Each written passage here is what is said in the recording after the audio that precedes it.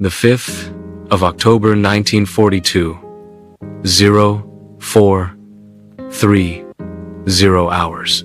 The shattered skeleton of the Red October factory. Stalingrad, Soviet Union. The air hangs thick with the acrid bite of cordite and charred steel, a fog that clings to your skin like a shroud. In the dim, pre-dawn gray, Senior Sergeant Vasily Zaitsev presses his cheek against the cold stock of his Mosin Nagant rifle, the scope's crosshairs slicing through the haze toward a distant rubble pile. His breath comes in shallow puffs, visible in the biting Volga wind that howls through the bombed-out walls. You can almost feel it, the piercing chill that seeps into bones already weary from weeks of hellish urban warfare. A German sentry, oblivious, shifts in his foxhole 300 meters away, his Mauser slung carelessly over his shoulder. Zaitsev's finger hovers on the trigger, one squeeze, and the silence shatters. But this isn't just another shot in the endless cacophony of Stalingrad. This is the moment where a hunter from the Siberian taiga begins to rewrite the rules of a battle that's devouring armies whole. Zaitsev, a 27-year-old former clerk turned marksman, had crossed the Volga River under a hail of Luftwaffe bombs just weeks earlier, his unit decimated before they even hit the shore. The city, once a bustling industrial hub on the Volga's bend, now lies in ruins, a labyrinth of twisted girders, collapsed apartments, and craters filled with frozen mud. The Wehrmacht's 6th Army, under General Friedrich Paulus, had stormed in with tanks and Stukas. Expect the 12th of October 1942. Mid-morning haze over the Lazur chemical plant, central Stalingrad. Vasily Zaitsev crawls along a shattered conveyor belt, the metal still warm from yesterday's fires.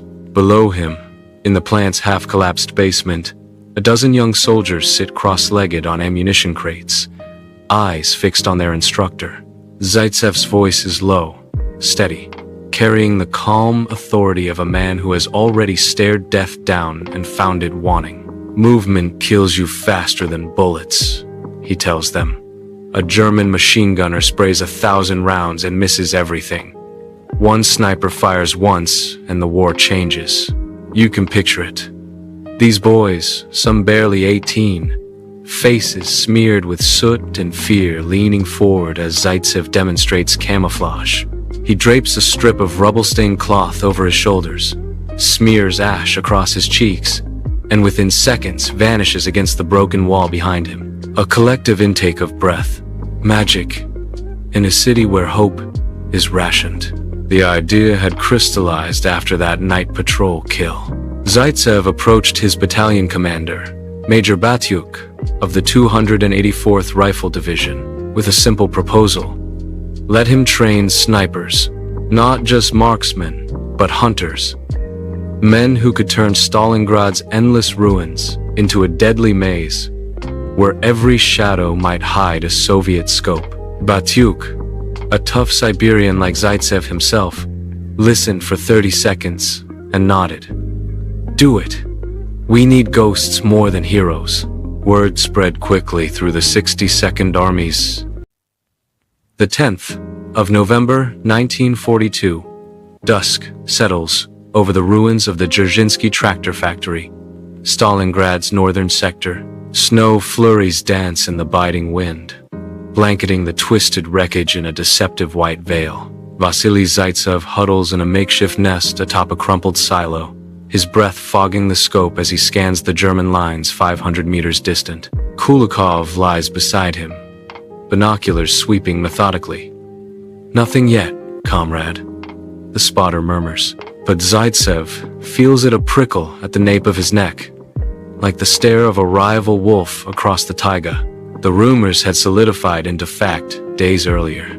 Interrogated prisoners spoke of a super sniper flown in from Berlin, Major Erwin Koenig, a Prussian aristocrat with over 400 kills from the Eastern Front's early blitzes. Head of the Wehrmacht's elite sniper academy, Koenig arrived with a hand-picked team, his orders from Paulus himself. Eliminate the Soviet phantom draining 6th Army's will to fight. Zaitsev's name was on every German lips now, twisted into a curse. Propaganda leaflets fluttered over Red Army positions. Zaitsev, your days are numbered.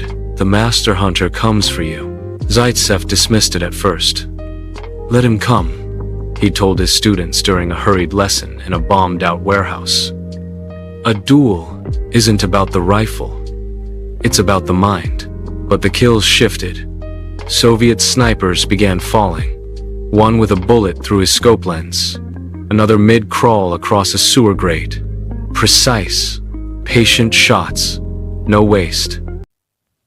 The 13th of November, 1942. Early afternoon. The air still and heavy with frost over the contested plaza between the tractor factory and the Volga cliffs. The two shots come almost as one, Zaitsev's Mosin and Koenig's Mauser barking in the same heartbeat. Brick dust explodes near Zaitsev's head. His own round clips the sandbag barricade, showering the German with splinters. Koenig jerks back, unhit but rattled. For the first time in days, the Prussian master has missed. Zaitsev doesn't wait. He rolls sideways, crashing down a flight of rubble-strewn stairs as return fire chews the walls above him. Heart hammering, he bursts into the street-level ruin and sprints crouched through connecting cellars.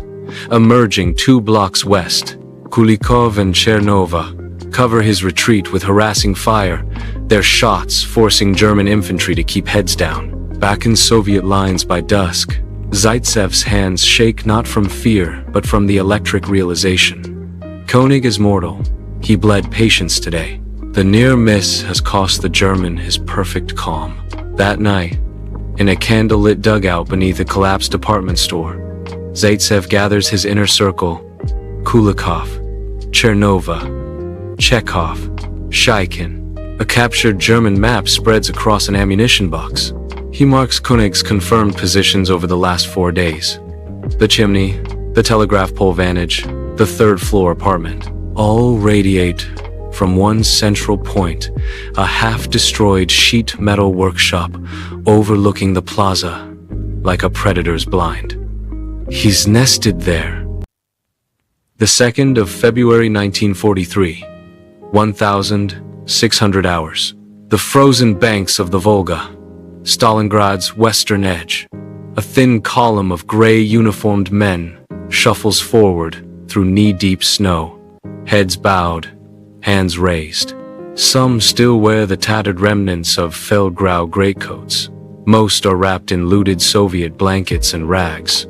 Their faces are skeletal, eyes sunken into black sockets from weeks of starvation. Behind them, Red Army soldiers in padded jackets and ushankas stand motionless, rifles at the ready but barrels lowered. No cheering, no insults, only the crunch of boots on ice and the low moan of wind across the ruins.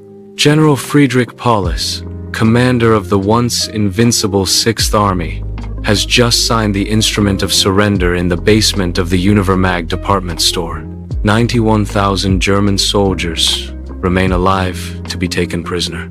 Another 200,000 lie dead beneath the rubble or in shallow mass graves. Stalingrad, the name that had promised glory to Hitler and terror to the world, has become the graveyard of an army. Vasily Zaitsev stands on a shattered balcony overlooking the surrender route, his Mosin Nagant slung across his back. The rifle's barrel is wrapped in white cloth to hide its deadly shape. He watches the long file of captives pass below like ghosts of the men they once were. No triumph lights his face, only quiet exhaustion. In the months since the duel with Koenig, the sniper war had intensified to a fever pitch. Zaitsev's students, now organized into specialized platoons, had